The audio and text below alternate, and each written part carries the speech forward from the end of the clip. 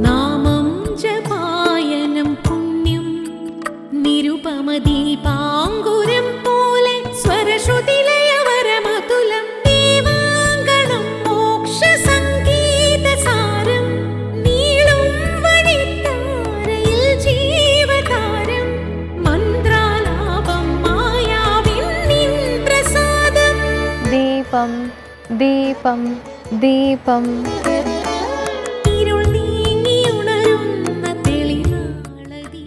ഏവർക്കും സന്ധ്യാദീപത്തിലേക്ക് സ്വാഗതം.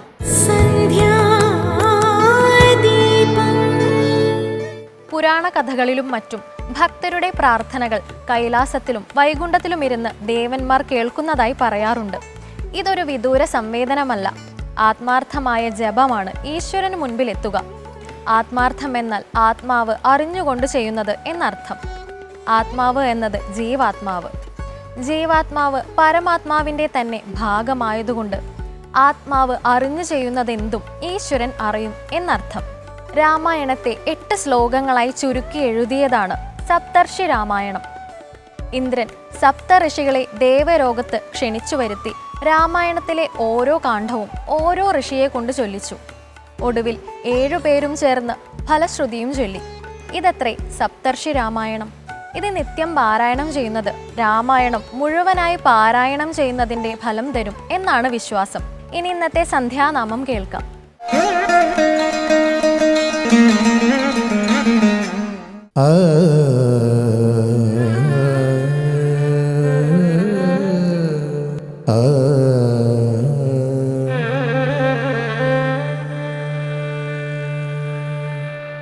മറുകേലറ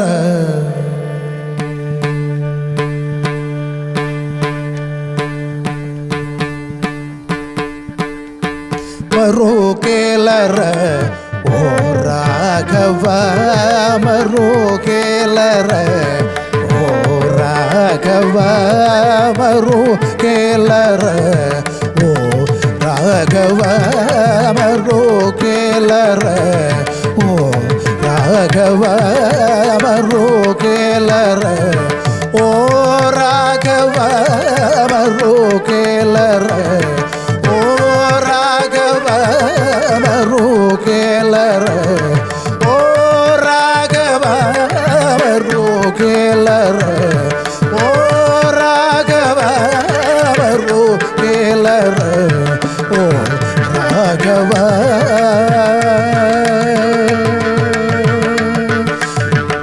രാഘവ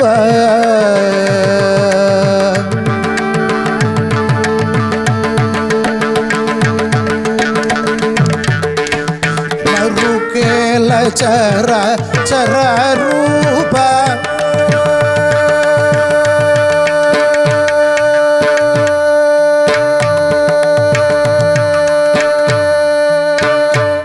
മറുകേല ചര ചര രൂപ മറുകേല ചര ചര രൂപ മറുകേല ചര ചര രൂപ മറുകേല ചര ചര രൂപ പരാത്പര സൂര്യ സൂഖ കരലോചന മറുകേലറ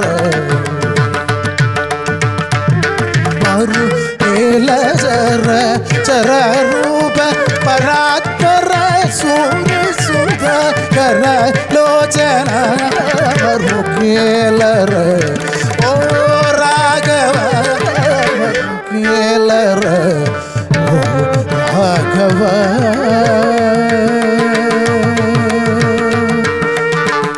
രാഘവ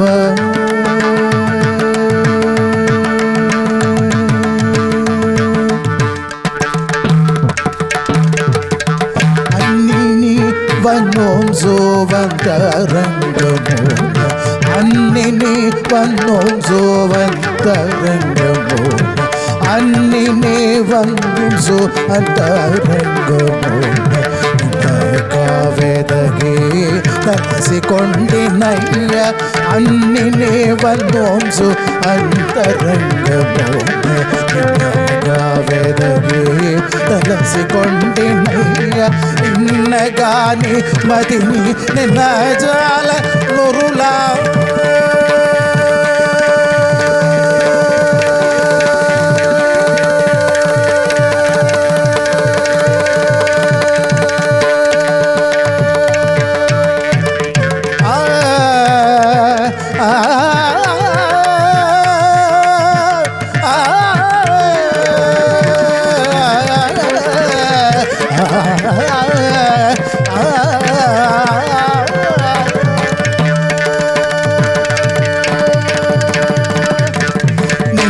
నగాని మదిని ననజాల నొరులా నగాన మదిని ననజాల నొరులా నిల్నగాని మదిని ననజాల నొరులా నను బ్రోవయ్య త్యాగర చెరుద బరుకేలర ఓ రాఘవ బరుకేలర ఓ రాఘవ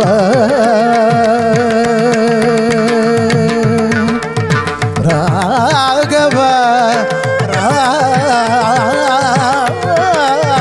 రాఘవ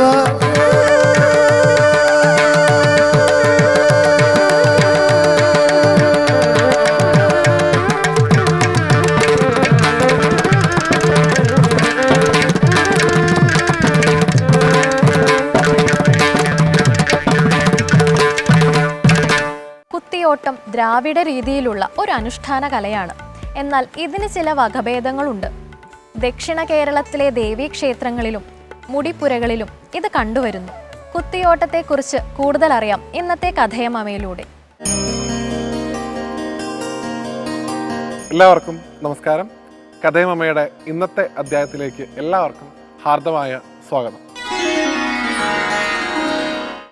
ആറ്റുകാൽ പൊങ്കാലയെക്കുറിച്ച് കഴിഞ്ഞ അധ്യായത്തിൽ നമ്മൾ സംസാരിച്ചിരുന്നു.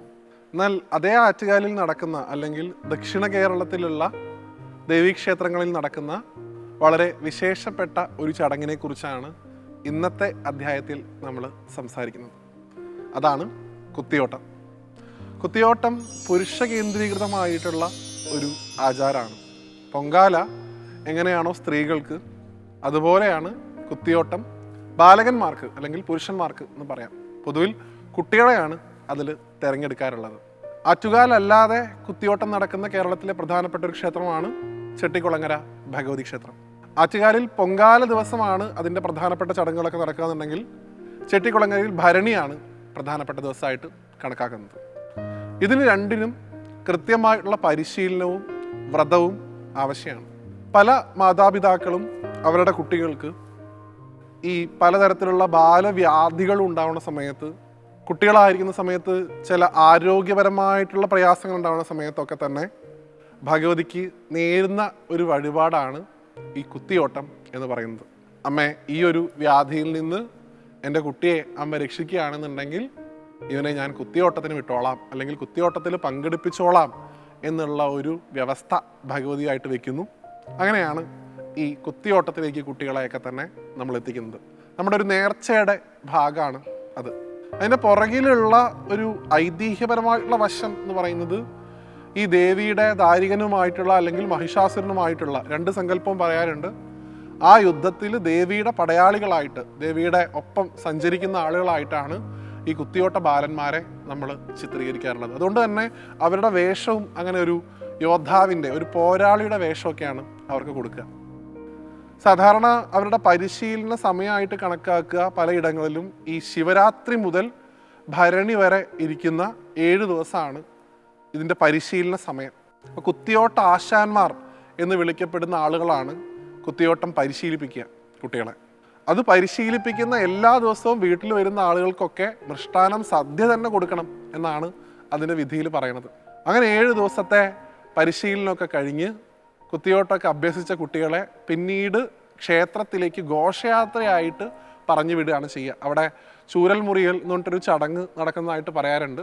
കുട്ടികളെ ഏറ്റവും മനോഹരമായിട്ടുള്ള വസ്ത്രങ്ങളൊക്കെ ധരിപ്പിച്ച്, തലപ്പാവൊക്കെ ധരിപ്പിച്ച്, അവർക്ക് സ്വർണത്തിൻ്റെ നിറമുള്ള പഴുക്കടക്കയും കത്തിയും കൂടെ അവരുടെ കയ്യിൽ കൊടുത്ത്, മനോഹരമായിട്ടുള്ള സ്വർണ്ണ നൂല് കൊണ്ട് അവരുടെ അരയൊക്കെ ബന്ധിച്ച്, അവരുടെ ദേഹം മുഴുവൻ കളഭമൊക്കെ പൂശി അവരെ ക്ഷേത്രത്തിലേക്ക് ആനയിക്കും. ഈ ആലവട്ടവും വെഞ്ചാമരമൊക്കെ വീശിക്കൊണ്ടാണ് ആ കുട്ടികളെ ക്ഷേത്രത്തിലേക്ക് പറഞ്ഞു വിടുക. പിന്നീടുള്ള ദിവസങ്ങളിൽ അവരവിടെയാണ് കഴിയുക. ആ ഒരു ചടങ്ങിനെയാണ് ചൂരൽ മുറിയൽ എന്ന് വിളിക്കുന്നത്. ആ ചടങ്ങ് നടക്കാത്ത കുത്തിയോട്ടങ്ങളും ഉണ്ട്. ഇപ്പോൾ കൊല്ലം ജില്ലയിലെ പല പ്രദേശങ്ങളിലും ചൂരൽ മുറിയൽ എന്ന് പറഞ്ഞൊരു ചടങ്ങില്ല. അതിന് പകരം കത്തിച്ചു വെച്ച നിലവിളക്കിന് ചുറ്റും പുരുഷന്മാർ ഭഗവതിയെ പാട്ടുപാടി സ്തുതിച്ചുകൊണ്ട് നൃത്തം ചെയ്യുന്ന ഭാഗമായിട്ടാണ് അവിടെങ്ങളിലൊക്കെ കുത്തിയോട്ടം നടക്കുന്നത്. കൊളുത്തിയോട്ടം പിന്നീട് കുത്തിയോട്ടമായി എന്നും വ്യാഖ്യാനിക്കാറുണ്ട്. കൊളുത്തി വെച്ച നിലവിളക്കിന് ചുറ്റും നടക്കുന്ന വേഗത കൂടിയ നൃത്തമാണ് പിന്നീട് കുത്തിയോട്ടം എന്ന പേരിലേക്ക് മാറിയത് എന്നുമാണ് ആ ഭാഗത്തുള്ള വ്യാഖ്യാനം. എന്തു തന്നെയായാലും നമ്മുടെ കുട്ടികളെ ഭഗവതിക്ക് സമർപ്പിക്കുന്നതിൻ്റെ, ഭഗവതിയുടെ ഭടന്മാരാണ്, ഭഗവതിയുടെ സേനാംഗങ്ങളാണ് ഈ കുട്ടികളൊക്കെ തന്നെ എന്നുള്ള സങ്കല്പത്തിൽ സമർപ്പിക്കുന്ന ഒരു ചടങ്ങാണ് കുത്തിയോട്ടം. വളരെ മനോഹരമായിട്ടുള്ളൊരു ചടങ്ങാണ്. കുട്ടികൾ നിരവധിയായിട്ടുള്ള ആൾക്കാർ ഇന്നും അതിൽ പങ്കെടുക്കാറുണ്ട്. അവർക്കൊക്കെ വളരുന്ന സമയത്തും ആ ഒരു ഭാവം അവരുടെ മനസ്സിൽ അമ്മ തോന്നിപ്പിക്കും എന്നാണ്. ഏതൊരു അധർമ്മ പ്രവൃത്തിക്ക് ഒരു ചിന്ത അവരുടെ മനസ്സിൽ വന്നാലും അമ്മ പരാശക്തിയായിട്ട് അവരുടെ മനസ്സിൽ ഇരുന്നുകൊണ്ട്, നീ വെറും ഒരു വ്യക്തിയല്ല, നീ എൻ്റെ പോരാളിയാണ്, നീ എൻ്റെ പടയാളിയാണ്, നീ എന്നെ സഹായിക്കേണ്ടവനാണ്, നീ ഒരിക്കലും ഈ അധർമ്മ പ്രവൃത്തി ചെയ്യരുത് എന്ന് ആ ഭഗവതി ആ കുട്ടിയുടെ മനസ്സിലിരുന്ന് തോന്നിക്കും എന്നാണ്. അതുകൊണ്ട് എത്രയോ മാതാപിതാക്കൾ സാക്ഷ്യപ്പെടുത്താറുണ്ട്, കുത്തിയോട്ടം കഴിഞ്ഞതിന് ശേഷം ആ കുട്ടിയുടെ സ്വഭാവത്തിലുണ്ടായിട്ടുള്ള മാറ്റം, ശ്രദ്ധ, പഠനത്തിനോടുള്ള ആഭിമുഖ്യം കൂടുന്നത്, ഇതൊക്കെ പ്രത്യക്ഷ അനുഭവമായിട്ട് എത്രയോ മാതാപിതാക്കൾ സാക്ഷ്യപ്പെടുത്താറുണ്ട്. അതൊക്കെ തന്നെ ആ കുട്ടികൾ നടത്തുന്ന ആ അനുഷ്ഠാനത്തോട് ഭഗവതിക്ക് തോന്നുന്നൊരു സ്നേഹം, ഭഗവതിയുടെ ഒരു കരുണ, അല്ലെങ്കിൽ ഭഗവതിയോട് ആ കുട്ടികൾ കാണിക്കുന്ന സ്നേഹത്തിന് അമ്മ തിരിച്ചു കൊടുക്കുന്ന സൗഭാഗ്യങ്ങളായിട്ട് വേണം അതിനെയൊക്കെ കാണാൻ എന്നാണ് കുത്തിയോട്ട ആശാന്മാരൊക്കെ പറയാറുള്ളത്. അതുകൊണ്ട് ഏറ്റവും ചെറിയ പ്രായം തൊട്ട് തന്നെ സനാതനധർമ്മത്തിലെ ആചാരങ്ങളും അനുഷ്ഠാനങ്ങളും വരുന്ന തലമുറയിലുള്ള കുട്ടികൾക്ക് പകർന്നു കൊടുക്കുക എന്നുള്ള ഉദ്ദേശ ലക്ഷ്യം കൂടി കുത്തിയോട്ടത്തിനുണ്ട്. നമ്മുടെ പാരമ്പര്യത്തെക്കുറിച്ച് അറിഞ്ഞുകൊണ്ട്, നമ്മുടെ അനുഷ്ഠാനങ്ങളെക്കുറിച്ച് അറിഞ്ഞുകൊണ്ട്, നമ്മുടെ പൂജാവിധാനങ്ങളെക്കുറിച്ച് അറിഞ്ഞുകൊണ്ടൊക്കെ വേണം പുതിയ തലമുറയിലുള്ള കുട്ടികൾ വളർന്നു വരാൻ. അവരെ ചെറുപ്പത്തിലേ അത് ശീലിപ്പിക്കേണ്ടതായിട്ടുണ്ട്.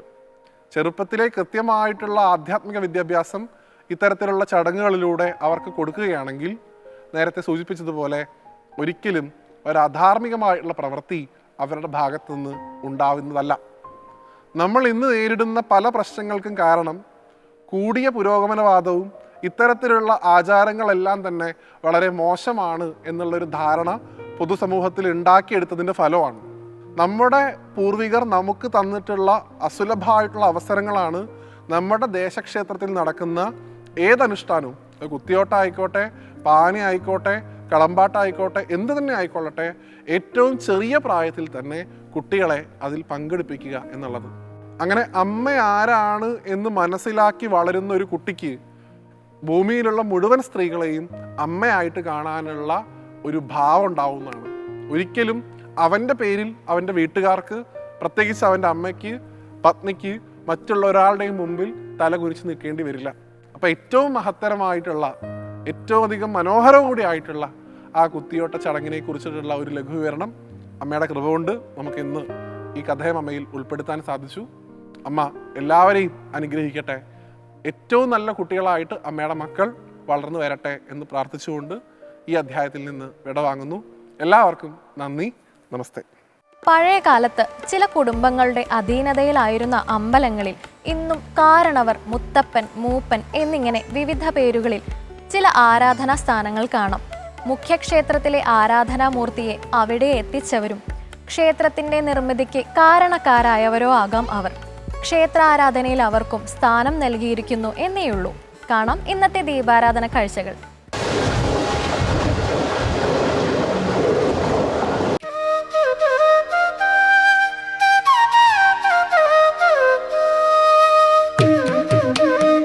ഇത് കോഴിക്കോടിനടുത്തുള്ള തിരുവച്ചിറ ശ്രീകൃഷ്ണ ക്ഷേത്രം.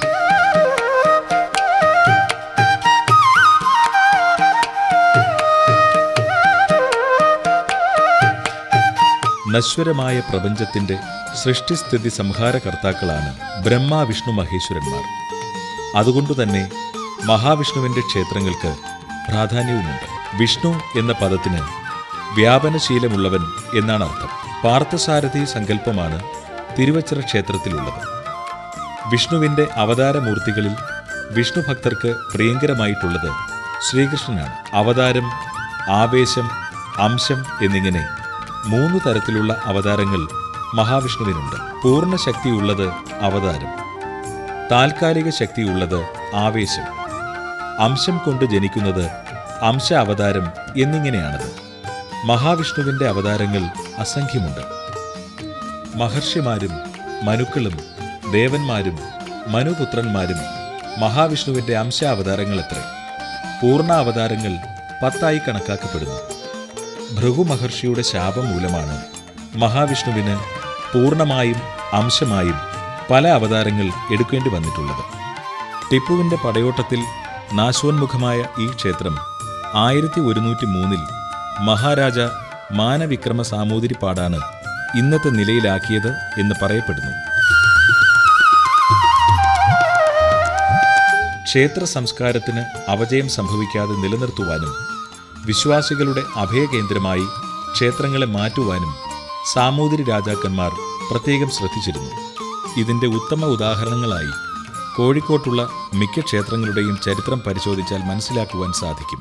കൃത്യമായി പഴക്കം നിശ്ചയിച്ചിട്ടില്ലാത്ത തിരുവച്ചിറ ശ്രീകൃഷ്ണസ്വാമി ക്ഷേത്രത്തിലെ പ്രധാന ദേവൻ പാർത്ഥസാരഥി ധ്യാനത്തിൽ വലതുഭാഗം മഹാലക്ഷ്മിയോടും ഇടതുഭാഗം ഭൂമിദേവിയോടും കൂടിയുള്ള മഹാവിഷ്ണു സങ്കല്പത്തിലുള്ളതാണ്. അതിനാൽ ലക്ഷ്മി നാരായണ പൂജയ്ക്ക് ഇവിടെ ഏറെ പ്രാധാന്യമുണ്ട്.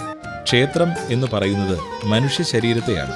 ശരീരത്തെ സ്ഥൂലമെന്നും സൂക്ഷ്മമെന്നും കാരണമെന്നും 3 തരംതിരിച്ചിട്ടുണ്ട്. സ്ഥൂല ശരീരഭാഗങ്ങളായ തല മുതൽ കാല് വരെയുള്ള ഭാഗങ്ങളെയാണ് ക്ഷേത്രത്തിലെ ശ്രീകോവിൽ മുതൽ ഗോപുരം വരെയുള്ള ഭാഗങ്ങൾ പ്രതിനിധാനം ചെയ്യുന്നത്. സ്ഥൂല ശരീരം ഭൂമിക്ക് സമാന്തരമായും സൂക്ഷ്മ ശരീരം ഭൂമിക്ക് ലംബമായും രൂപകൽപ്പന നൽകി നിർമ്മിച്ചതാണ് നമ്മുടെ ക്ഷേത്രങ്ങൾ. സമാന്തര രേഖയും ലംബരേഖയും കൂട്ടിമുട്ടുന്ന സ്ഥാനത്താണ് ചൈതന്യം പ്രവഹിച്ചുകൊണ്ടിരിക്കുന്ന പ്രതിഷ്ഠാമൂർത്തി സങ്കല്പം. മഹാവിഷ്ണുവിൻ്റെ സപരിവാര പൂജ നടത്തുന്നതിന് പ്രത്യേക വിധികളുണ്ട്. ലക്ഷ്മി, ധാതാവ്, വിധാതാവ്, ഗംഗ, യമുന, നവനിധികൾ, വാസ്തുപുരുഷൻ, ശക്തി, കൂർമ്മം തുടങ്ങിയവ വിഷ്ണുവിൻ്റെ പരിവാരങ്ങളാണ്. ആദ്യം സമസ്ത പരിവാരങ്ങളോടുകൂടി അച്യുതനെ നമസ്കരിക്കണം. പിന്നെ ധർമ്മത്തെയും ജ്ഞാനത്തെയും വൈരാഗ്യത്തെയും ഐശ്വര്യത്തെയും അധർമ്മം, അവൈരാഗ്യം തുടങ്ങിയവയെയും കന്തം, നാളം, പത്മം, കേസരം, കർണിക എന്നിവയെയും 4 വേദങ്ങളെയും 4 യുഗങ്ങളെയും സത്വരജസ്തപോ ഗുണങ്ങളെയും പൂജിക്കണം. തുടർന്ന് അർക്കമണ്ഡലം, സോമമണ്ഡലം, വഹ്നിമണ്ഡലം തുടങ്ങിയവയെയും കഴിഞ്ഞ് നവശക്തികളെയും പൂജിക്കണം. തുടർന്ന് ദുർഗയെയും സരസ്വതിയെയും ഗണപതിയെയും പൂജിക്കണം. ഹൃദയം, ശിരസ്, ശിഖ, കവചം, നേത്രം തുടങ്ങിയവയെയും അനന്തരം ശംഖം, ചക്രം, ഗദ, പങ്കജം, ശ്രീവത്സം തുടങ്ങി ദശദിക്പാലകരെയും അസ്ത്രത്തെയും പൂജിക്കുന്നതോടുകൂടി മഹാവിഷ്ണുവിൻ്റെ സപരിവാര പൂജ അവസാനിക്കുന്നു.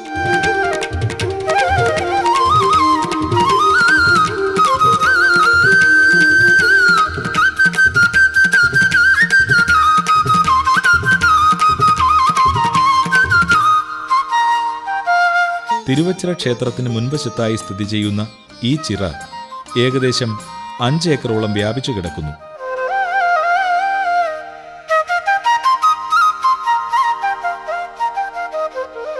തിരുമുമ്പിൽ ചിറ എന്ന സങ്കല്പം തിരുവച്ചിറ എന്ന പേരിൽ അറിയപ്പെട്ടതാകാം എന്നാണ് ഐതിഹ്യം.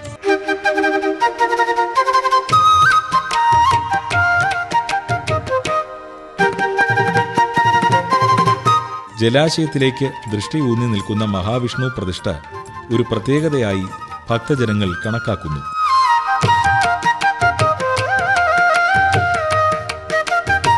തിരുവച്ചിറയിലെ ഈ ചിറയെപ്പറ്റി ഇങ്ങനെ ഒരു ഐതിഹ്യം പറഞ്ഞു കേൾക്കുന്നു. സാമൂതിരി രാജാവിന് സന്താനഭാഗ്യം ലഭിക്കാനായി പരദേവതാ ക്ഷേത്രമായി അന്നു കണക്കാക്കിയിരുന്ന തിരുവച്ചിറയിൽ ഒരു ചിറ കുഴിച്ച് ക്ഷേത്രത്തിലേക്ക് വഴിപാടായി നൽകി. തുടർന്ന് സാമൂതിരി രാജകുടുംബത്തിന് ശ്രീകൃഷ്ണ കൃപയാൽ സന്താനഭാഗ്യവും ലഭിച്ചു.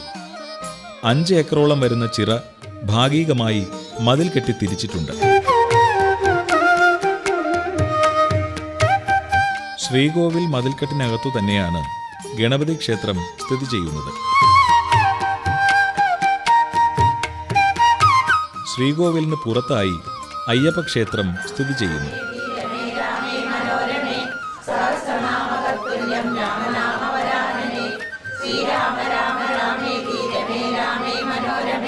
സഹസ്രനാമ തത്തുല്യം രാമനാമവരാനനെ ക്ഷേത്രം വകയായി സംസ്കൃത പഠനം, മാതൃസമിതി രൂപീകരിച്ച് ആതുര സേവന പ്രവർത്തനങ്ങൾ തുടങ്ങിയ പ്രവർത്തനങ്ങളും നടന്നുവരുന്നു. ക്ഷേത്ര മാതൃസമിതി പ്രവർത്തകർ ക്ഷേത്ര പരിസരങ്ങളിലുള്ള വീടുകളിൽ നിന്നും ക്ഷേത്രത്തിലേക്കായി അരി സ്വീകരിക്കാറുണ്ട്.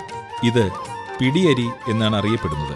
ഇങ്ങനെ ശേഖരിക്കുന്ന അരി ക്ഷേത്രത്തിൽ നടത്തുന്ന ഉദയാസ്തമയ നാമജപ ദിവസം അന്നദാന ചടങ്ങിന് ഉപയോഗിക്കുന്നു. കൃഷ്ണ കൃഷ്ണ മുകുന്ദ ജനാർദ്ദന, കൃഷ്ണ കൃഷ്ണ മുകുന്ദ ജനാർദ്ദന, കൃഷ്ണ ഗോവിന്ദ നാരായണ ഹരേ, കൃഷ്ണ ഗോവിന്ദ നാരായണ ഹരേ, അച്യുതാനന്ദ ഗോവിന്ദ മാധവ, അച്യുതാനന്ദ ക്ഷേത്ര ആരാധന നിലവിലുണ്ടായിരുന്ന കാലം തൊട്ടു തന്നെ ക്ഷേത്രവുമായി ബന്ധപ്പെട്ട് വേദപഠനം നടത്തിയിരുന്നു. ക്ഷേത്രങ്ങളോടനുബന്ധിച്ചുള്ള മന്ത്രതന്ത്ര പഠനം സമൂഹത്തിന്റെ വികാസത്തിന് ഊന്നൽ നൽകിയിട്ടുണ്ട്. സംസ്കൃത പഠന ക്ലാസുകൾ വഴി ഭാരതീയ സംസ്കാരത്തെക്കുറിച്ചും ക്ഷേത്ര ആചാരങ്ങളെക്കുറിച്ചും അറിവുകൾ പകർന്നു നൽകുന്നതിലൂടെ പുതുതലമുറയെ വാർത്തെടുക്കുന്നതിന് ക്ഷേത്രങ്ങൾക്ക് പ്രധാന പങ്ക് വഹിക്കാൻ സാധിക്കും. ഇതിന് ഉത്തമ ഉദാഹരണമായി തിരുവച്ചിറ ക്ഷേത്രത്തെ കാണാൻ സാധിക്കും. മേടമാസത്തിലെ മകയിരം നാളിൽ തിരുവച്ചിറയിലെ പ്രതിഷ്ഠാദിനം വിശേഷാൽ പൂജകളോടെ ആഘോഷിച്ചു വരുന്നു. വൃശ്ചിക മാസത്തിലെ ഏകാദശി ഉത്സവമായിട്ടാണ് ക്ഷേത്രത്തിൽ ആചരിച്ചു വരുന്നത്. വിശേഷാൽ വഴിപാടുകളായി ഉപദേവന്മാർക്ക് ഒരു ദിവസത്തെ മുഴുവൻ പൂജ, സന്താന ഗോപാല പൂജ, കുട്ടികളുടെ വിദ്യാലാഭത്തിനു വേണ്ടി വിദ്യാരാജഗോപാല മന്ത്രാർച്ചന എന്നിവ നടത്തിവരുന്നു.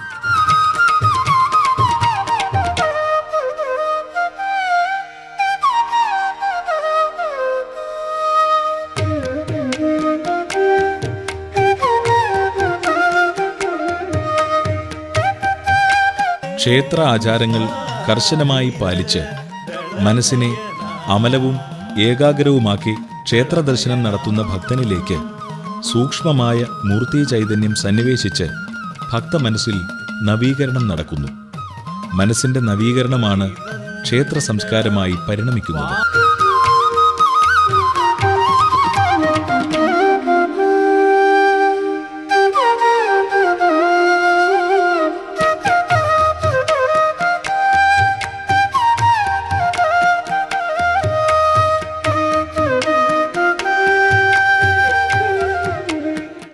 നമുക്ക് ഏറ്റവും ആവശ്യമായിട്ടുള്ളതും നാം അനാവശ്യമായി ചിലവാക്കുന്നതും സമയം തന്നെ. നല്ല കാര്യങ്ങൾ ശീലിക്കുന്നതും നമ്മളിൽ ആനന്ദം നിറയ്ക്കാനും ജീവിതം സംതൃപ്തമായി മുന്നോട്ട് കൊണ്ടുപോകാനും ഇടവരുത്തുന്നതാണ്. മാനസികവും ശാരീരികവുമായ ഉല്ലാസം ലഭിക്കുവാനും നല്ല ശീലങ്ങൾ പ്രധാന കാരണമാകുന്നു അത്രേ. ഇന്നത്തെ സന്ധ്യാദീപം ഇവിടെ അവസാനിക്കുന്നു. ഏവർക്കും നന്ദി.